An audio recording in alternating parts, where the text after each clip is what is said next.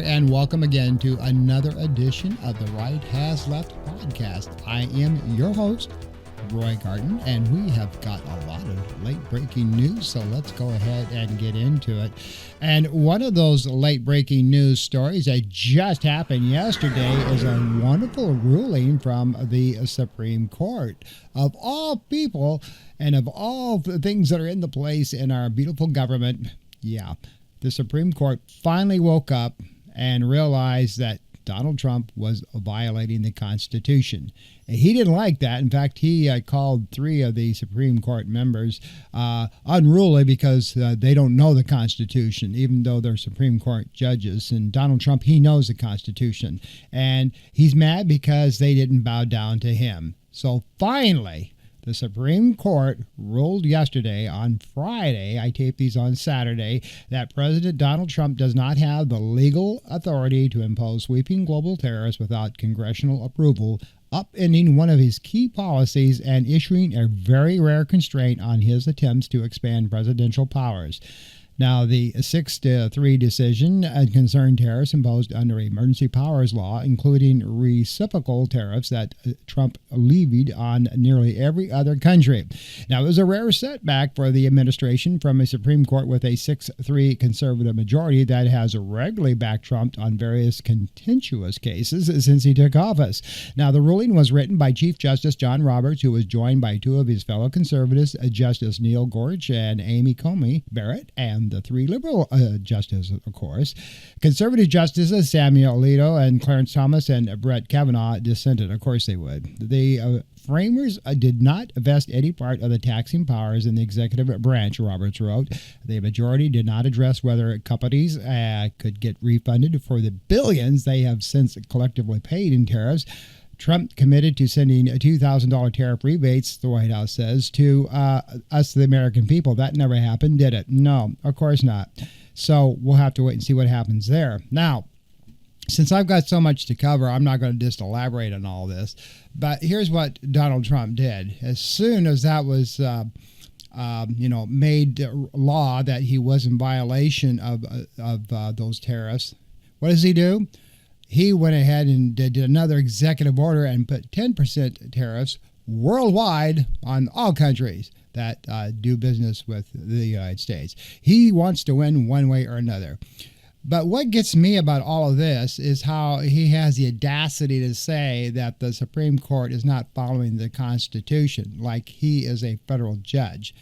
I don't think Donald Trump knows jack about the Constitution from what we have been seeing from this administration. But for him to condemn those three Supreme Court justices and that they were not following his directive, like he's in charge of the Supreme Court as well, that's going to be interesting to see. Now, what's going to happen in the future is those three judges are now pissed off and will continue to rule against Donald Trump, or they will fall in line because he typically threatens people who do not, do what he says at his beck and call.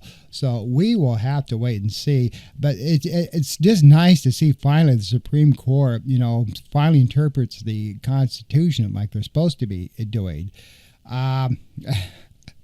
But we'll have to see. Anyway, another top story that I want to follow here, because this is going to, probably in instance of what England is doing here is will the United States follow suit? And of course, we all are aware of the fact that Andrew Windsor, basically known as Prince Andrew, the former British prince, who was stripped of his royal titles because of his links to convicted sex offender Jeffrey Epstein, was arrested. And, of course, he was released hours later, but he was arrested Thursday on suspicion of misconduct in public office.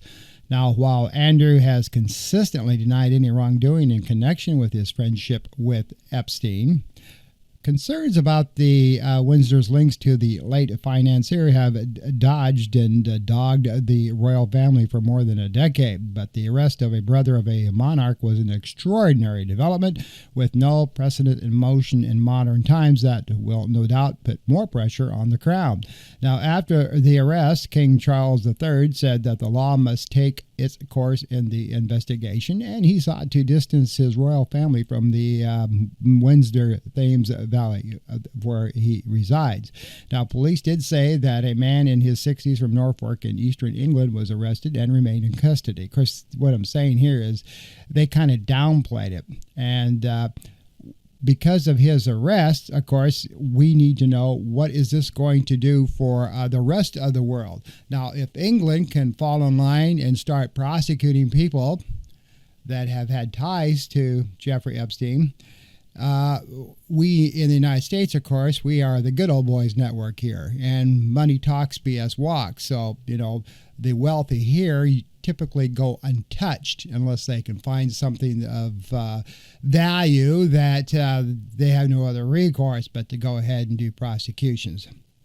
Now, so far, even though there's still 3 million more files to go through on these Epstein files, and Pam Bondi has said already that the case is closed. We've done our job. There's nothing to see here. So we don't know. But it's kind of interesting how England follows course and does this. Now, the drawback on this, the way the law works in England, it may take years before they come up with more evidence or enough evidence to proceed further with Prince Andrew and do any prosecution. This is what they were saying on the news over in England. Things move a little bit slower over there than they do here in the United States. But the bottom line is that he was arrested, and that is kind of shocking news when you see things like that.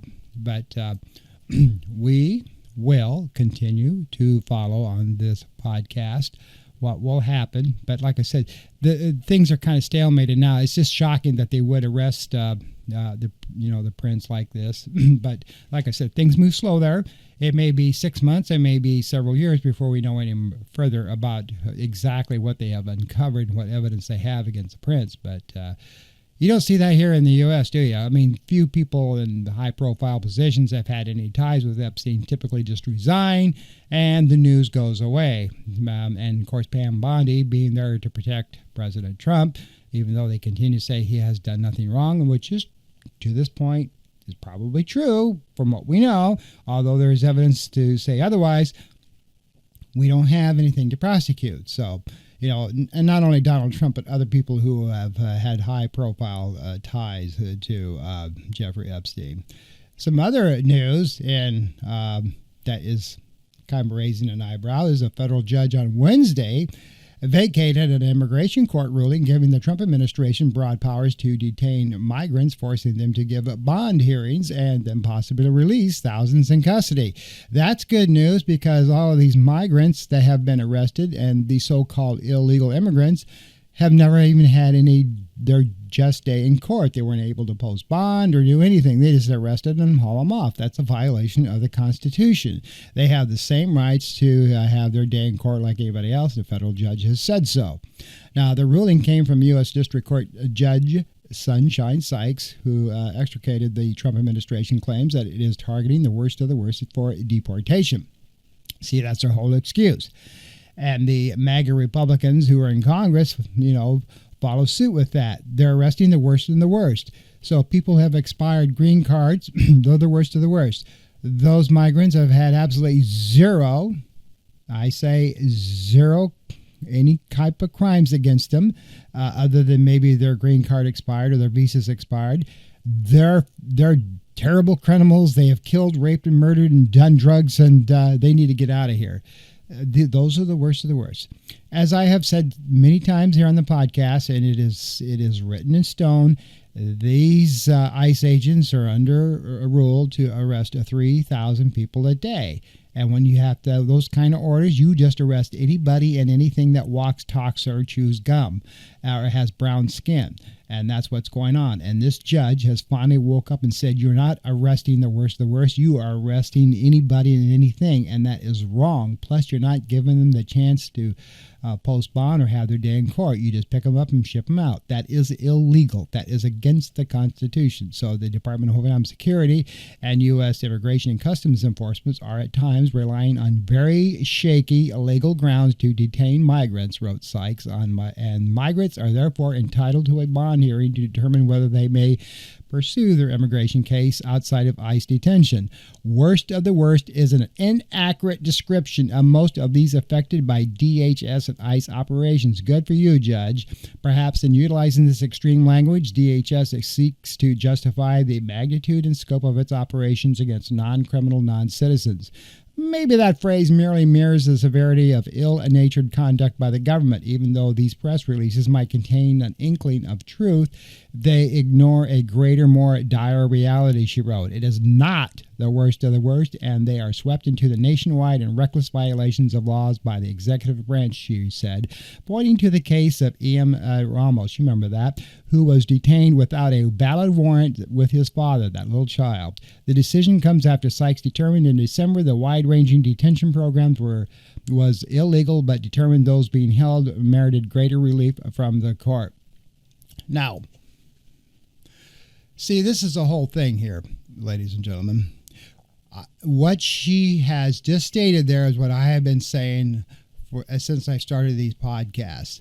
The ICE agents who have, some of them don't even have a high school education, they are given a badge and a gun, and they're told to go out there and pick up people with brown skin, and you need to pick up 3,000 people a day. You need to get them out of here. And of course, as you know, Donald Trump's now going after the birthright thing, which again, the Supreme Court's got to decide on that. And that's his next thing. This whole thing is Project 2025 right down to the T, and he knows it. Everybody else knows it, and that's their agenda. White privilege. White folks make lots of money. That's all we want here in the U.S. We don't want anybody else, okay?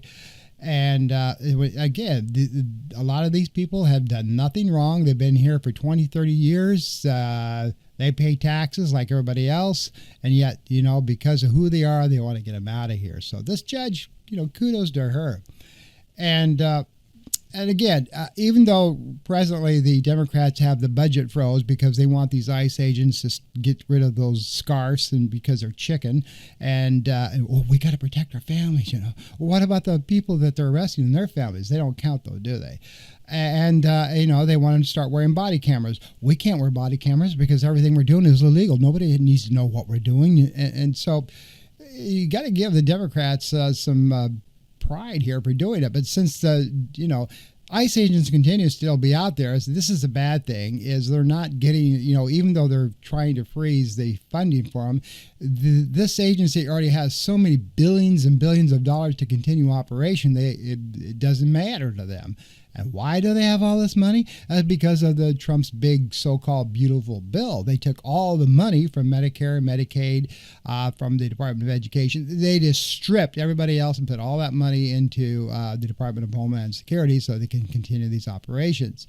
And now they want to build hundreds of more detention centers, which have absolutely zero facilities to put all these people in. We've already had a senator go into one of these detention facilities and seen the filth and the dirt and the uncaring of these people. There are 60 in a cell with one bathroom, and they are getting no medical treatment. There are diseases going on in there. It's just like Nazi Germany of 1939 where the Jews were all rounded up.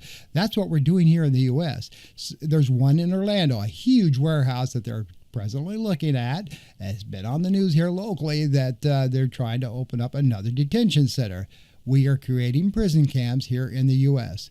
This ought to scare the bejesus out of you folks. And if it doesn't, there's something wrong with you, because this is becoming absolutely serious.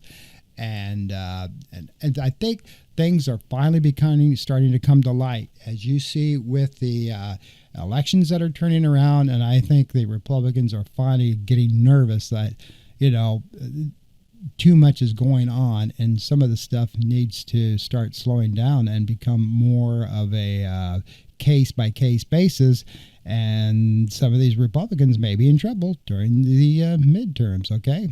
So think about that. You really do. Now, as we know, the State of the Union address is coming up, and the Democrats are plotting a range of moves to broadcast their defiance of President Trump during the State of the Union address to Congress next week, the 24th of this month. Trump's speech marks a significant flashpoint amid a Department of Homeland Security shutdown, with the White House and Democrats locked in an impasse over reforms to immigration and customs enforcement, as I just told all of you. Now, while some Democrats are making a quieter stand by skipping the high-profile event altogether, others are prepared to walk out mid-speech and bring guests to underscore their arguments about the real-world impact of Trump's policies. What I wonder is if the guy will be able to, be awake when he does this.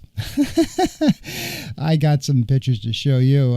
Trump he continues to fall asleep, folks. He does. And I don't care what Caroline Leavitt tries to do on the play on that. The videos don't lie. But I wonder if Trump will be able to get through the entire speech without, losing his train of thought on the teleprompters. And anyway, so I guess what we got to find out here is the only question for me is which of his disgusting lines prompts me to get up and leave, because at some point I will, says Representative Jared Huffman. All these Democrats have said things that, this what State of the Union do we have here? There is no State of the Union in a lot of these Democrats' opinions. So, and because Trump's economic policies so far have failed, and that's really the bottom line. So it's going to be interesting to see what happens here with his State of the Union speech.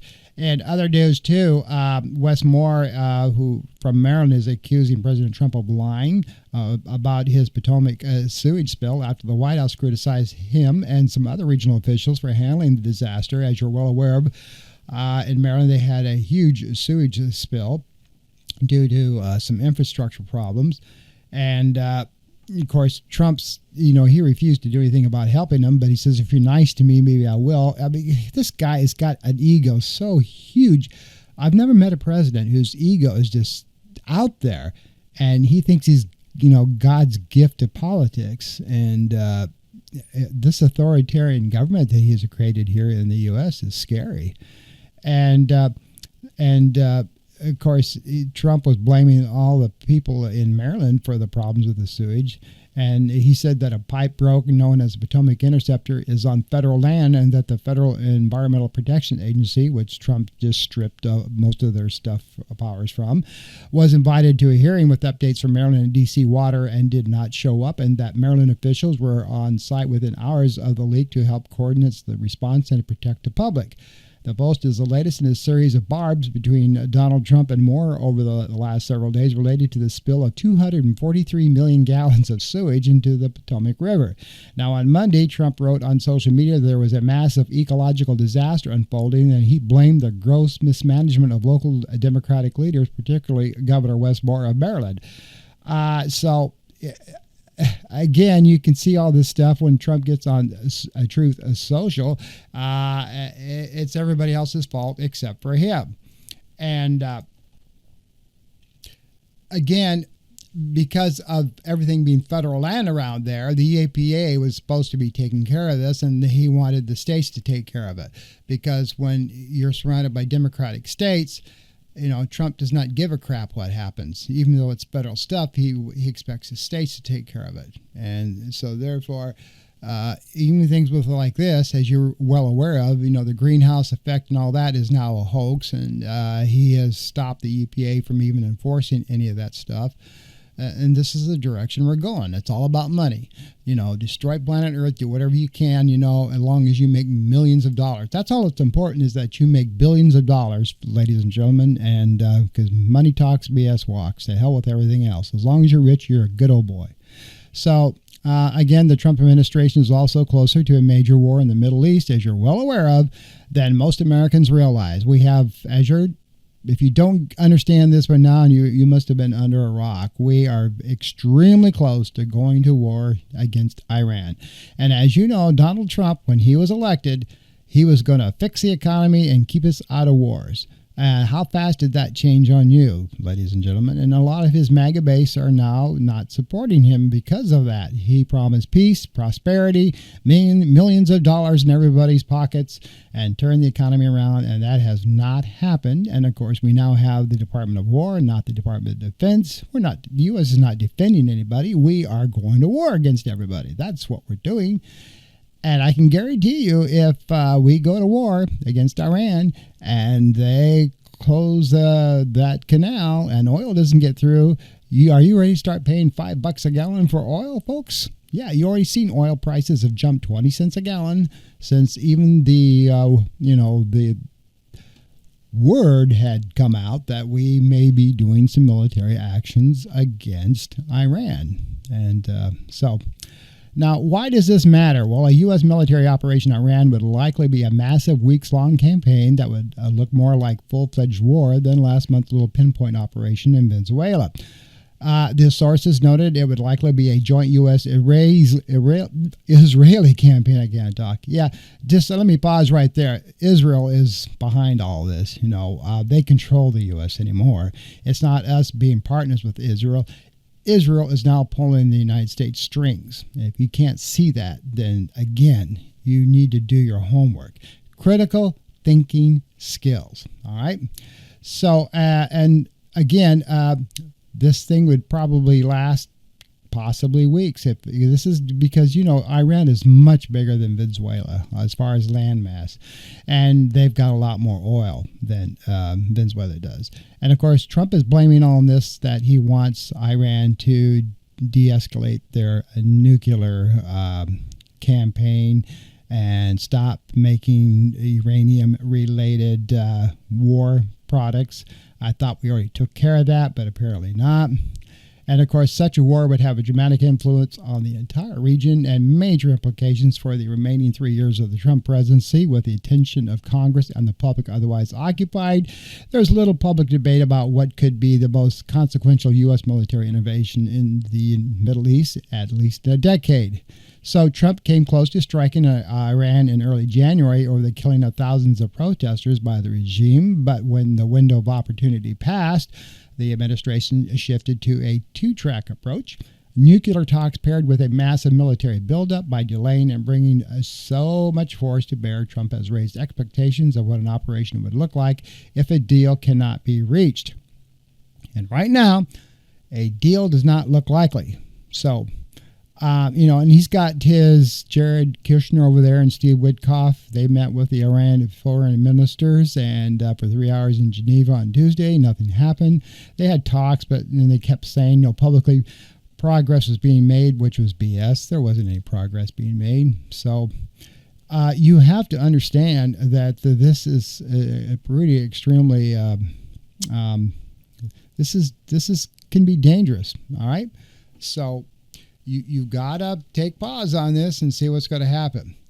The bottom line is if Iran gets mad enough and they close down that very narrow, the Straits of Hormuz, and tankers can't get through there because it's not only Iran, but, the UAE and everybody uses that canal to get oil through. If they and they own that, Iran does. So if they block that and oil does not get through, then your oil prices immediately are going to shoot up dramatically. And of course, that affects everybody, and everybody usually keeps their mouth shut and says okay until it starts hitting them. When things happen in my backyard, then they start speaking up. And of course, that is the price of gasoline.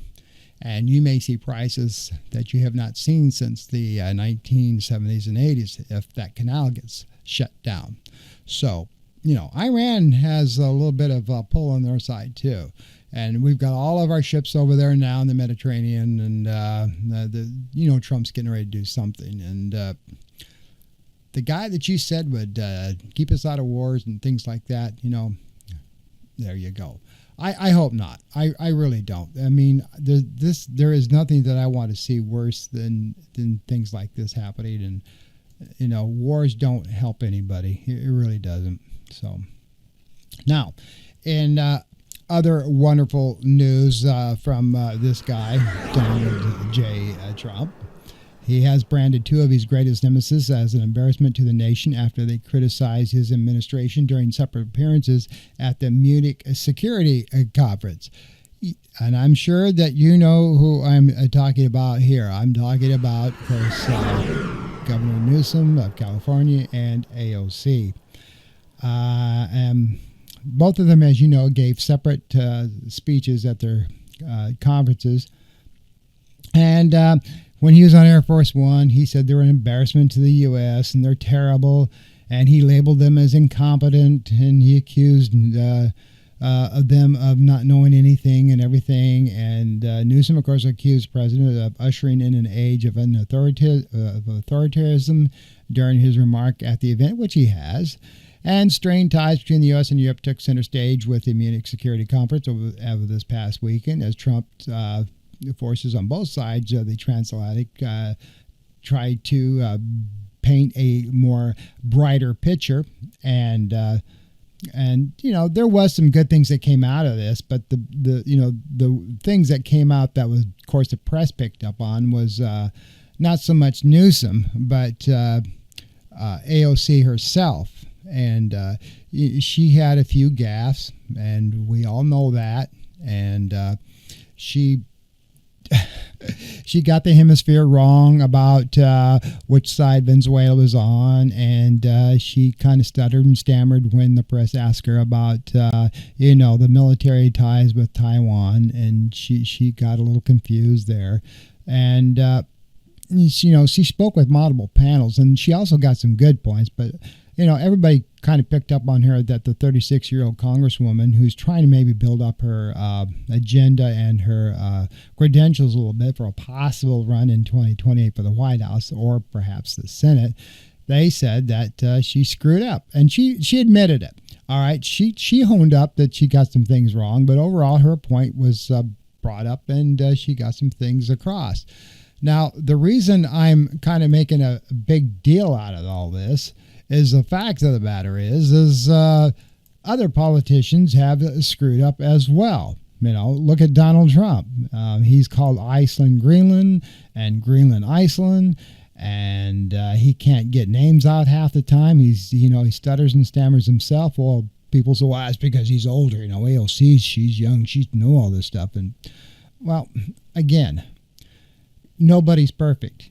And for the press to tear her apart like they did, while some of the criticism was justified, and she does, yes, need to do her homework. She's young, and she needs to, build up her foreign affairs credentials, perhaps a little bit better. But again, and she was nervous, and she admitted it. She says it was a huge audience, a big stage, and yes, I screwed up, and I'll do better next time. At least she admitted it. Other politicians don't. They just go on and tell you to go screw off and don't talk to me like that. I'm a state senator. Or I'm a congressperson. AOC said, yeah, I messed up, But she said overall it was well received and people knew what I was talking about. All right, so. And, of course, Trump, condemned her because he's a Republican and she's a Democrat. So, therefore, I'm great and you're not. Even though Trump, there's even pictures of him. He fell asleep half the time at those events, and it's crazy. With her defending, at least what she did wrong, that's a good thing. And, she said her remarks were met with approval by Europeans and critics while they were attempting to distract from the actual substance of her message. She says, I did make some gaffes, and she says, but overall, people understood what I was saying, and I will do better next time. And I take, I own what I did. And she says, I made some gaffes, but she says, I got back on my feet, and I did okay. And that's a good thing. When people hone up to their mistakes and say, I did what I did, and she says, I still have some things to learn, but she says, my point got across. That's good. Most politicians don't even do that. They try to cover it up, or gaslight people and make them the ones that are the bad people. And, you just didn't understand what I was saying. And I have to give AOC some credit for that, because she knew how to come around and turn things around and do what was right. So, now another thing has been going on here that is kind of also making the news is this Board of Peace. Now, this thing, I'm going to just flat out say it's a joke. All right. Donald Trump created it. Donald Trump runs it. Again, Donald Trump was photographed asleep through half of this. And this, again, is just another money-making machine because he doesn't like what the UN is doing. And this is why this was created by Trump. And he's got his cronies on there who have to put money into this thing. And it's just like the oil in Venezuela. Trump's got offshore accounts that he has created where all this money is going, and he said he'll distribute it as he sees fit back to the Venezuelan people or the oil companies that are now trying to turn the infrastructure around. Again, there's no checks and balances. He says that, but nobody is there to fact check it and see what he's actually doing with the money, because he cuts out Congress. Congress is there in this administration for one thing and one thing only: to sign off on anything and everything that he wants to do. All right, especially the Republicans. So if the Democrats get the Congress back at midterms, he is going to be in a world of hurt, because right now he's just got yes people there who are kissing his hind end and signing off on anything and everything he wants to do. The same goes with this Board of Peace. It's a joke. It's another money-making machine. It's supposed to be helping the people in Gaza and to turn around the infrastructure in the Gaza Strip. Well, they just want to turn it around for their own benefit, for money for themselves. Again, Trump and his family's got their fingers all over this thing.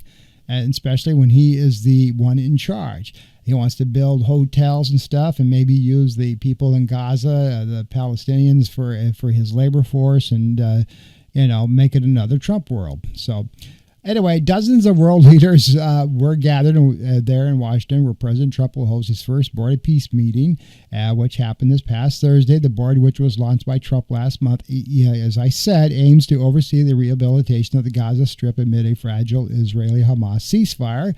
And the whole thing hinges on Hamas laying down their arms for good and surrendering and walking away. Now, several countries, including many U.S. allies, declined, no surprise there, to participate over concerns of the board's framework, as well as member countries, including Russia and Belarus. Members that are there, though, include Turkey, Egypt, Qatar, Israel. Speaking of Qatar, did you hear this, too? Trump's gift, his jet that Qatar gave him as a gift, which is, again, totally illegal, and nobody's done anything about it, is going to be the new Air Force One, and it's supposed to be ready to fly this summer.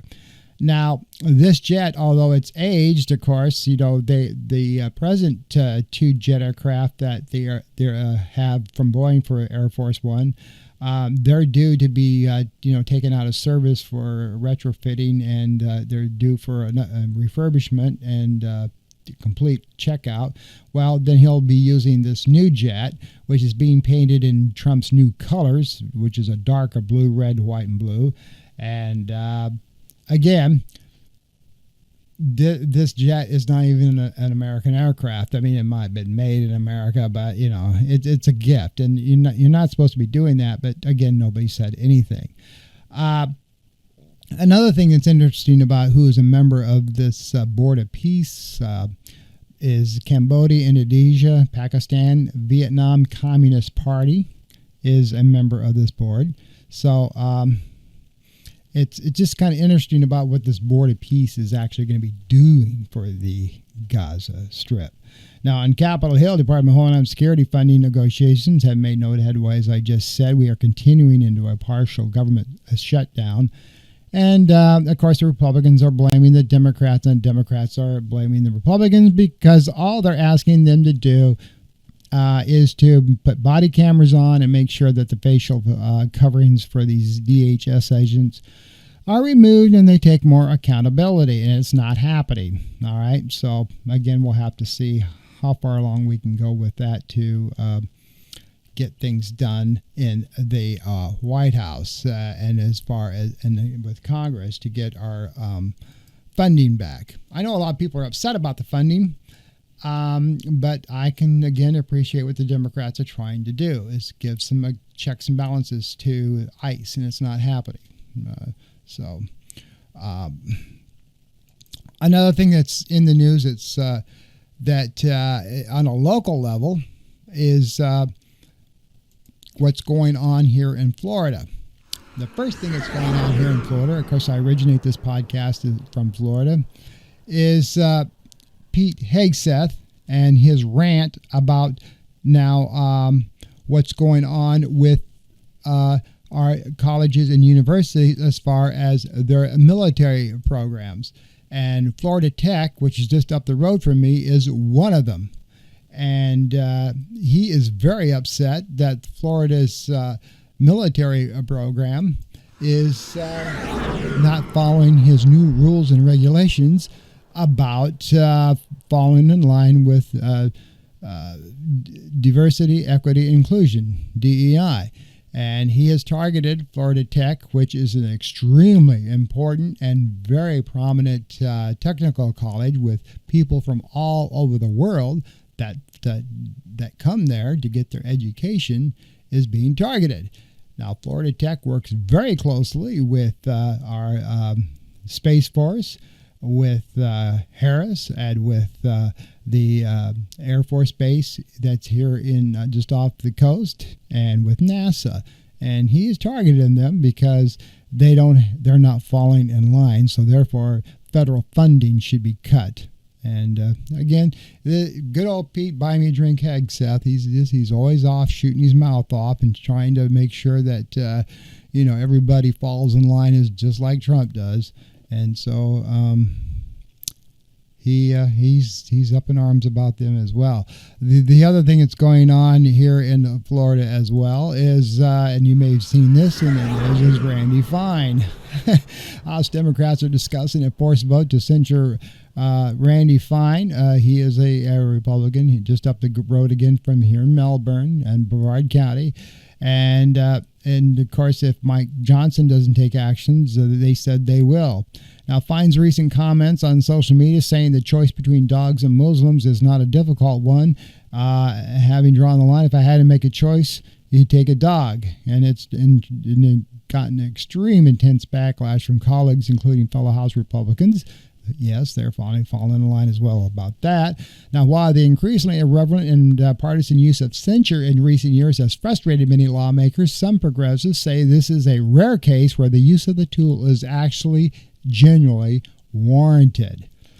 And one Republican said, I hate usually to do censure resolutions against members, but I've never seen such someone deserve one more than Randy Fine, said Mark Pocan, who's a Democrat. Again, the censorship, I think, was actually passed against this guy. And I've actually met Randy Fine several times when I used to actually live up the road in Melbourne, the Palm Bay area. And this guy is so full of himself and walks around very pompous, just like other people that we know in the White House, and thinks that he's untouchable and he can say what he wants. And he's actually got some redneck supporters that just love that. They love the way he talks and how cool he is when he shoots his mouth off like that. But I agree, this is going too far. Again, it's hateful, racist speech. People have the right to be whatever religion they so desire to be. And, he needs to keep his mouth shut. So, again, Randy Fine is finding himself in trouble, like a lot of Floridians who are in public office here.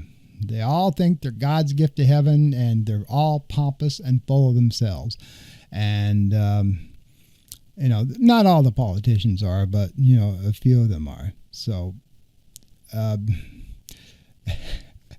you got to take it, I guess, with a grain of salt. And between Randy Fine and Pete Hegseth saying that Florida Tech is a school that's going to lose their money because they're not falling in line with DEI is another example of crap that's, going on. And it comes all the way back to here in the state of Florida.